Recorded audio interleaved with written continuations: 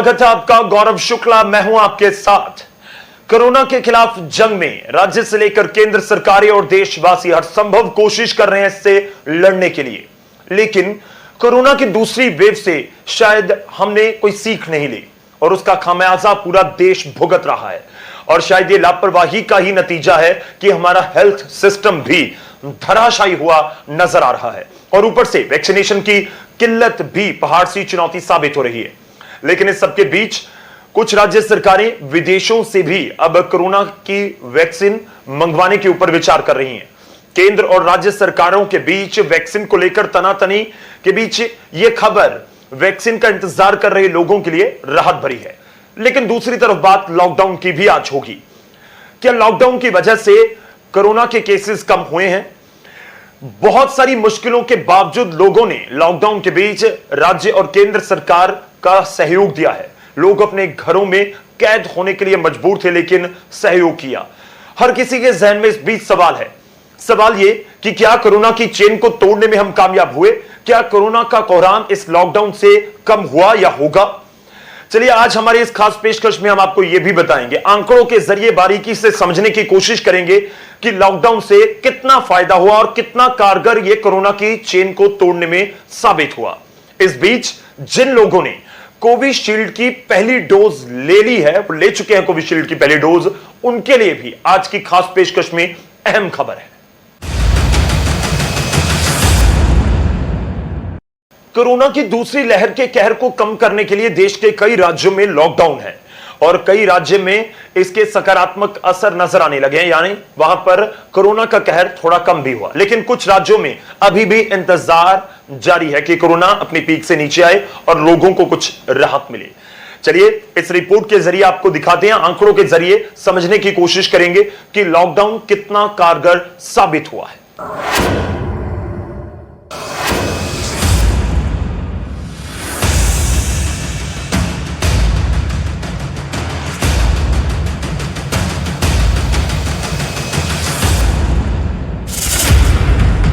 देश में कोरोना संक्रमण की दूसरी लहर थमने को लेकर कुछ अच्छे संकेत मिल रहे हैं। राज्यों और केंद्र शासित प्रदेशों में लगाए गए लॉकडाउन व अन्य कदमों का भी असर दिखने लगा है।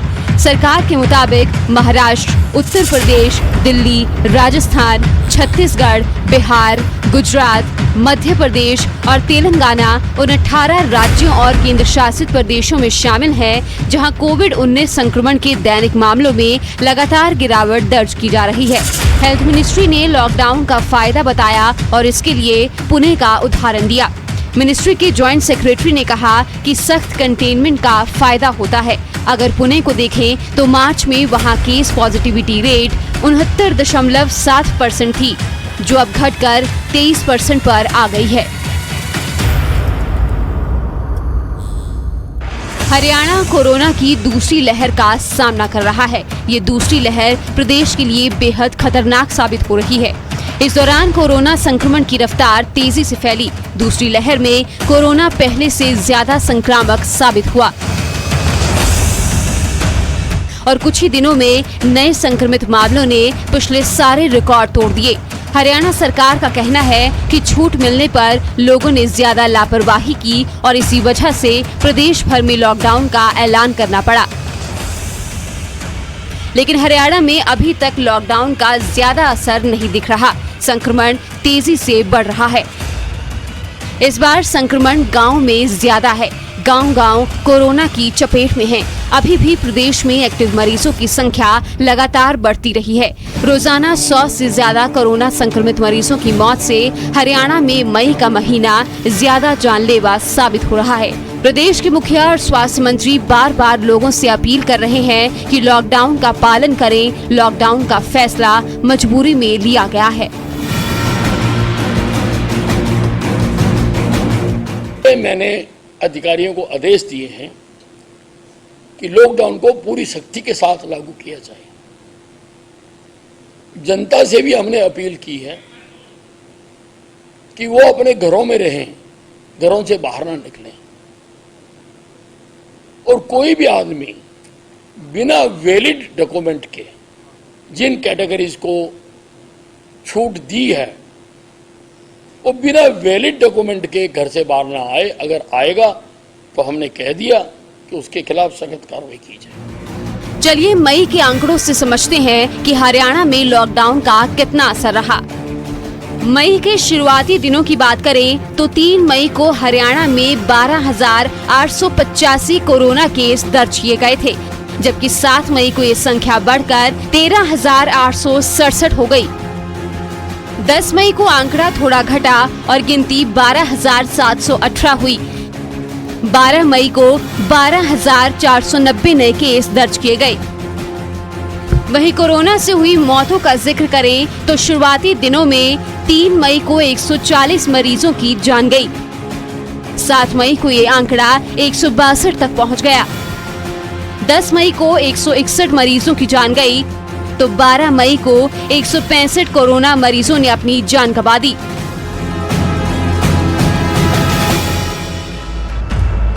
सख्त लॉकडाउन ने कोरोना की चेन पूरी तरह तो नहीं तोड़ी, इतना जरूर है कि अगर ये फैसला नहीं लिया जाता तो ये आंकड़े और ज्यादा होते और स्थिति कंट्रोल से बाहर हो जाती। लॉकडाउन के बाद भी हालात कई जिलों में बद से बदतर हो गए। गृह मंत्री, स्वास्थ्य मंत्री अनिल विज के जिले में भी ऑक्सीजन की किल्लत है। अस्पताल मरीजों से भर गए हैं। हालांकि वैक्सीनेशन प्रोग्राम भी जारी है, लेकिन वैक्सीनेशन की कमी से 18+ की वैक्सीनेशन ड्राइव पर काफी असर पड़ा है। 7 मई तक 42,29,186 लोगों का वैक्सीनेशन हो चुका है। ऐसे में उम्मीद जताई जा रही है कि अब कोरोना से मरने वालों की संख्या में कमी आएगी और लोगों में कोरोना से लड़ने की क्षमता का विकास होगा।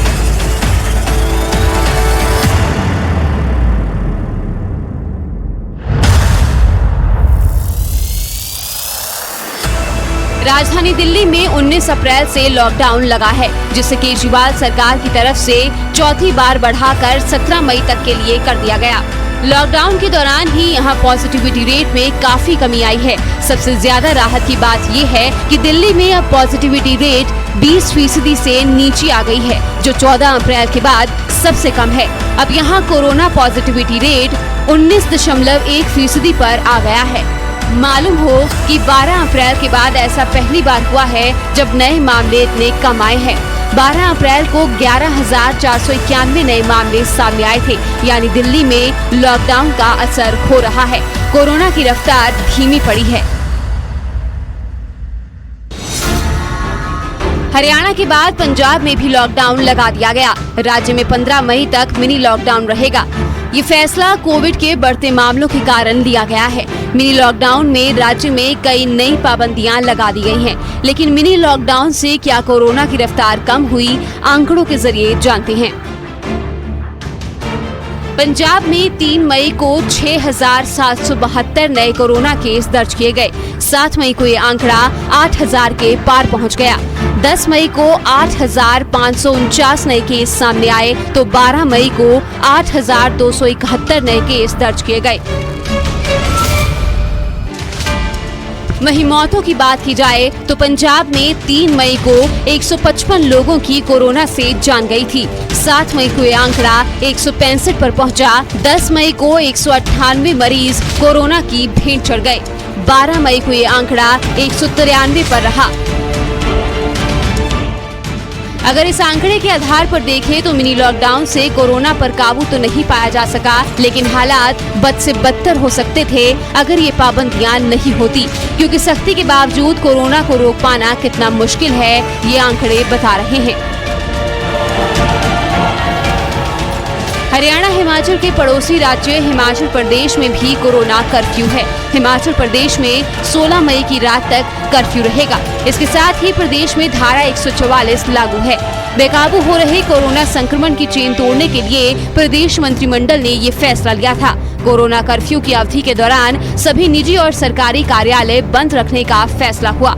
हिमाचल में शिक्षण संस्थान 31 मई 2021 तक बंद रहेंगे, लेकिन क्या इन सख्तियों के साथ हिमाचल सरकार कोरोना की चेन तोड़ पाई? आंकड़ों पर एक नजर डालते हैं। हिमाचल प्रदेश में 3 मई को नए कोरोना मरीजों की गिनती 2630 थी। 7 मई को आंकड़ा डबल हुआ और गिनती 4177 पर पहुंच गई। 10 मई को आंकड़ों में और बढ़ोतरी हुई और गिनती 4,977 पर पहुंच गई। 12 मई को भी कमोबेश यही स्थिति थी। अब बात मौतों की करते हैं। 3 मई को हिमाचल प्रदेश में 43 कोरोना मरीजों की जान गई। 7 मई को आंकड़ा 56 पर पहुंचा। 10 मई को 53 मरीजों ने जान गंवाई तो 12 मई को ये आंकड़ा 67 था।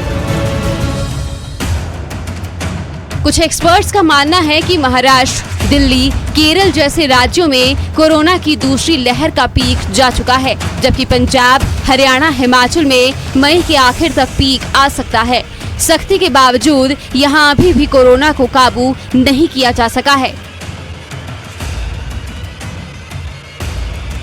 Bureau report, news 18।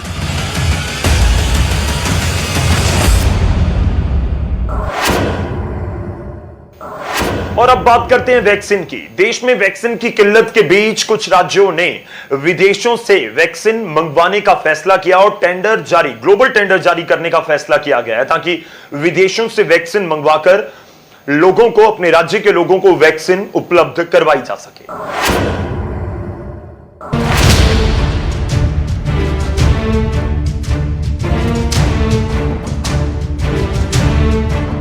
कोरोना को हराने के लिए केंद्र सरकार ने 18 प्लस के लिए वैक्सीनेशन के आदेश दे दिए हैं,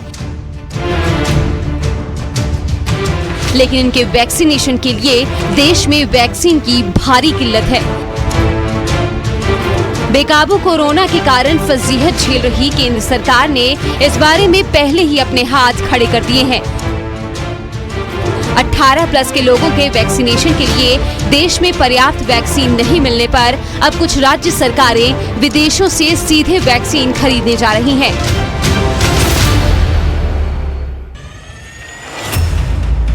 राजस्थान सरकार ने भी वैक्सीन विदेशों से खरीदने का फैसला किया है।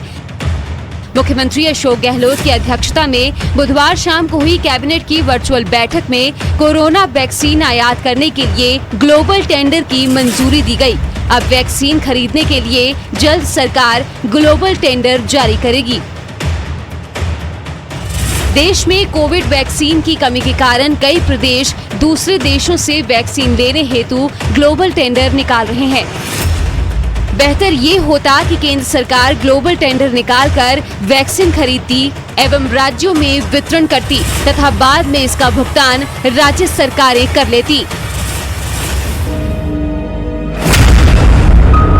मुख्यमंत्री अशोक गहलोत ने 2 दिन पहले ही स्वास्थ्य विभाग और कोर ग्रुप के अफसरों को कोरोना वैक्सीन के विदेशों से आयात की तैयारी शुरू करने के आदेश दिए थे। मुख्यमंत्री के आदेशों के बाद से ही स्वास्थ्य विभाग के अफसरों ने कवायद शुरू कर दी थी। फिलहाल अमेरिका की फाइजर और रूस की स्पुतनिक वैक्सीन की खरीदारी के लिए राजस्थान सरकार के अफसर दोनों देशों की कंपनियों से संपर्क कर रहे हैं। उत्तर प्रदेश सहित कई राज्य वैक्सीन आयात के लिए ग्लोबल टेंडर निकाल चुके हैं। राजस्थान सरकार ने सीरम इंस्टीट्यूट को 3 करोड़ 75 लाख वैक्सीन का ऑर्डर दिया था, लेकिन अब तक उसका 1% ही सप्लाई हुआ है। आगे भी सीरम इंस्टीट्यूट ने बल्क में सप्लाई करने से इनकार कर दिया है, क्योंकि वैक्सीन का प्रोडक्शन मांग के मुकाबले कम है।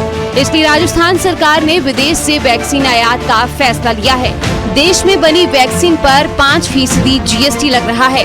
विदेश से आयात करने पर राजस्थान सरकार को GST नहीं देनी होगी। हाल ही में विदेश से आयात होने वाली कोरोना वैक्सीन को GST और आयात पर लगने वाले हर तरह के टैक्स से मुक्त किया गया है। देश में कोरोना टीकाकरण का तीसरा चरण 1 मई से शुरू हो चुका है, जिसमें 18 साल से ज्यादा उम्र के सभी लोग वैक्सीन लेने के पात्र हैं। 1 मई से ही वैक्सीन की कमी भी लगातार बनी हुई है। कई राज्यों में अभी तक 18 साल से ज्यादा के लोगों को वैक्सीन दिया जाना शुरू नहीं हो सका। वैक्सीन की कमी को देखते हुए उत्तर प्रदेश की भाजपा सरकार भी विदेशों से वैक्सीन खरीदने जा रही है। उत्तर प्रदेश सरकार Sputnik V, Moderna, Johnson and Johnson और दूसरी कंपनियों से 40 मिलियन टीकों की खरीद करने का विचार कर रही है। जानकारी के मुताबिक कई कंपनियों के पास वैक्सीन का स्टॉक है। ऐसे में हमें उम्मीद है कि ये ग्लोबल टेंडर में शामिल होकर हमें टीके बेचेंगी। बता दें कि उत्तर प्रदेश सरकार ने 4 करोड़ डोज वैक्सीन खरीदने के लिए ग्लोबल ई टेंडर बीते हफ्ते जारी किया है। UP medical supply corporation limited की ओर से बताया गया है कि कोरोना वैक्सीन की 40 मिलियन डोज की आपूर्ति के लिए लाइसेंस प्राप्त मैन्युफैक्चरर से online short term global e tender जारी किया गया है। सीएम योगी ने कहा कि टीकाकरण को प्रभावी ढंग से करने के लिए राज्य सरकार ने ग्लोबल ई टेंडर जारी करने का निर्णय लिया है। अगले 6 महीने में इस टेंडर से उत्तर प्रदेश को 4 करोड़ वैक्सीन डोज मिल सकती हैं। वहीं वैक्सीन की कमी को लेकर दिल्ली के उप मुख्यमंत्री मनीष सिसोदिया ने भाजपा पर निशाना साधते हुए कहा कि भाजपा कोरोना से लड़ने का नया मॉडल लेकर आई है। भाजपा के अनुसार सारे राज्य अपना ग्लोबल टेंडर निकालें और अंतर्राष्ट्रीय बाजार में एक दूसरे से लड़ें। उन्होंने कहा कि बीजेपी ने सवाल किया है कि वैक्सीन के लिए दिल्ली ने ग्लोबल टेंडर क्यों नहीं दिया। इन्हें पता होना चाहिए कि केंद्र सरकार ने तो राज्यों के हिस्से की वैक्सीन विदेशों में बेच दी और अब अपने राज्यों को नसीहत दे रहे हैं कि राज्य खुद से ग्लोबल टेंडर के द्वारा विदेशों से वैक्सीन खरीदें और उसकी आपूर्ति के लिए आपस में प्रतियोगिता करें। वैक्सीन की कमी पर अब न सिर्फ केंद्र सरकार पर गैर भाजपा शासित राज्य आरोप लगा रहे हैं, बल्कि वैक्सीन के ग्लोबल टेंडर को लेकर भी सरकार पर निशाना साध रहे हैं। कई राज्य वैक्सीन के लिए ग्लोबल टेंडर जारी कर चुके हैं। अब देखना होगा कि कब तक और कैसे राज्यों को वैक्सीन मिलती है ताकि तीसरे चरण का वैक्सीनेशन पूरा हो सके। Bureau report, news 18।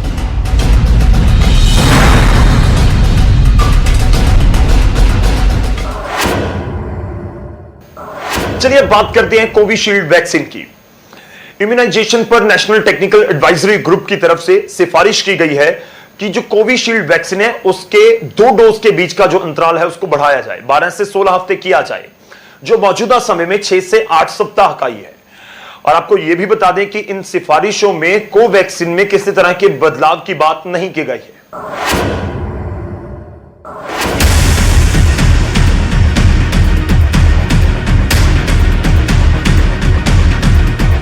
वैक्सीनेशन को लेकर सरकार को सलाह देने वाले पैनल ने कोरोना वैक्सीन कोविशील्ड के 2 डोज के बीच गैप बढ़ाने की सिफारिश की है। National technical advisory group on immunisation ने सिफारिश की है कि कोविशील्ड के डोज के बीच का अंतर 12 से 16 हफ्ते कर दिया जाए। फिलहाल 6 से 8 हफ्ते के अंतराल में कोविशील्ड के 2 डोज लगाए जा रहे हैं। पैनल ने साफ किया है कि कोवैक्सीन के मामले में किसी भी तरह के बदलाव की सिफारिश नहीं की गई है। पैनल ने सुझाव दिया है कि ऐसे लोग जो कोरोना की चपेट में आ चुके हैं उन्हें 6 महीने तक वैक्सीनेशन नहीं कराना चाहिए। इसी के साथ पैनल ने प्रेग्नेंट महिलाओं को वैक्सीन के बारे में चॉइस देने की सिफारिश की है। वहीं स्तनपान कराने वाली महिलाएं भी वैक्सीन लगवा सकती हैं। हालांकि सरकार की मंजूरी के बाद ही इसे लागू किया जाएगा।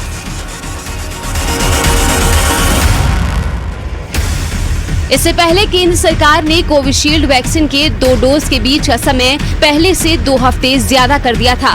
शुरुआत में कोविशील्ड के दोनों डोज के बीच 4 से 6 हफ्ते यानी 28 से 42 दिन का अंतर रखा जाता था। इसके बाद इसे बढ़ाते हुए 6 से 8 हफ्ते यानी 42 से 56 दिन का कर दिया गया था। नया नियम सिर्फ कोविशील्ड वैक्सीन पर ही लागू हुआ था। यूके के हेल्थ रेगुलेटर MHRA ने कोविशील्ड को अप्रूवल देते हुए कहा था कि 2 डोज में 3 महीने का अंतर रखा तो वैक्सीन की इफेक्टिवनेस 80% तक रही थी। इसी वजह से तय किया गया कि 12 हफ्ते का अंतर 2 डोज में रखा जाए ताकि ज्यादा से ज्यादा लोग वैक्सीन की कवरेज में आ सकें। वहीं कोरोना की तीसरी लहर की चेतावनी के बीच एक और बड़ा कदम उठाया गया है। गुरुवार को drug controller general of India ने भारत बायोटेक की कोवैक्सीन को 2 से 18 साल के बच्चों पर ट्रायल की मंजूरी दे दी है। इससे पहले सब्जेक्ट एक्सपर्ट कमेटी ने इसके ट्रायल की सिफारिश की थी। जानकारी के मुताबिक भारत बायोटेक की ओर से ये ट्रायल 525 वॉलंटियर्स पर किया जाएगा। ये 2 से 18 साल के बच्चों पर किया जा रहा कोवैक्सीन के क्लिनिकल ट्रायल का फेज 2 और फेज 3 होगा। ट्रायल के दौरान पहली और दूसरी वैक्सीन का डोज 28 दिनों के अंतर पर दिया जाएगा।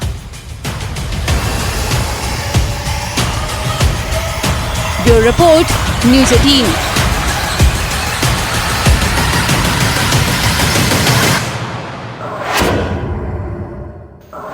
तो वैक्सीन की किल्लत के बीच ये खबर जरूर सुकून देने वाली है कि एक तो टाइम पीरियड बढ़ा दिया गया 2 डोज के बीच का, और विदेशों से भी जल्द वैक्सीन आएगी और देश के लोगों को मिलेगी।